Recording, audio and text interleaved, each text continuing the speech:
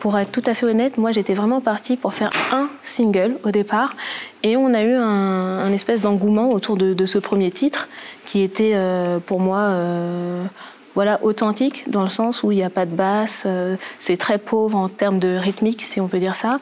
Et on avait cette appréhension en se disant c'est peut-être un peu trop particulier et on a été vraiment surpris par les retours justement très positifs qui nous encourageaient à continuer et de là on s'est dit bah oui pourquoi pas faire d'autres titres et aujourd'hui on a sorti un premier EP donc ouais c'est encourageant pour la suite, c'est génial.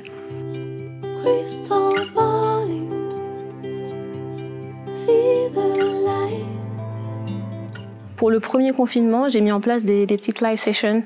Donc j'ai essayé de faire des petits montages où je me dédoublais dans des vidéos pour garder ce côté un petit peu créatif et pour essayer aussi de partager.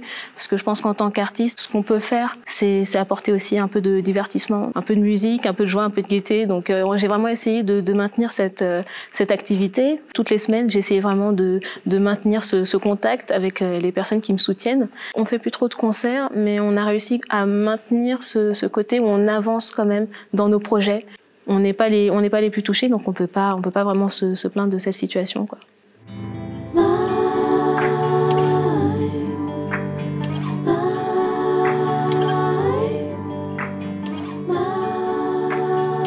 Pour moi, l'image va vraiment avec le son. C'est-à-dire que quand je fais une chanson ou quand on fait une chanson, j'ai souvent l'idée, ou en tout cas je sais ce que j'aimerais bien avoir dessus. Pour être honnête, j'adore la mythologie, j'adore raconter aussi des histoires. J'envisage plus les clips comme une forme de tableau. C'est ce que j'ai pu faire aussi dans mes premiers clips, Sober ou And I Feel the Same. Et j'ai grandi surtout avec une mère qui travaillait aussi, par exemple, au musée du Louvre. Donc très tôt, elle nous a appris à voir les choses d'une manière plus artistique. C'est une personne qui adore la culture, donc ça se retrouve aussi, je pense, dans ce que je fais aujourd'hui.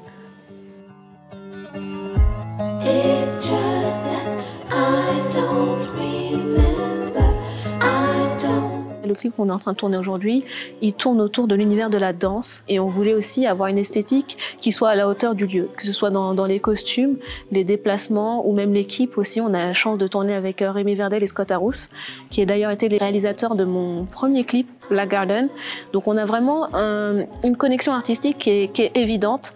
Enfin, moi je peux leur faire confiance les yeux fermés et je pense qu'on a deux univers qui matchent bien et qui font qu'on fait des très belles choses. On a eu la chance et vraiment l'honneur de faire partie du top 10 du prix Ricard Live France. Donc on aura un concert à la Gaieté Lyrique bientôt. Alors là vraiment, je pourrais pas vraiment donner de date parce qu'on ne sait pas encore. Mais on a un prochain single qui va sortir, un prochain clip aussi.